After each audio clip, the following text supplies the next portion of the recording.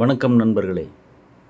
இன்றைக்கு வீடியோவில் புன்னகை மன்னன் திரைப்படத்தில் இடம்பெற்ற வான் மேகம் பூ பூவாய் தூவும் என்கிற பாடலை கீபோர்டில் எப்படி வாசிக்கலாம் என்பதை பார்க்கலாம். இந்த பாடல் இ மேஜர் என்கிற 3 கட்டை சுருதிக்கு சங்கராபரணம் ராகத்தில் அமைந்திருக்கிறது. தாளம் 3/4 என்கிற ஸ்விங் என்கிற தாளம். இது துள்ளல் இசை வகையை சார்ந்தது. இதனுடைய டெம்போ 142. பாடல்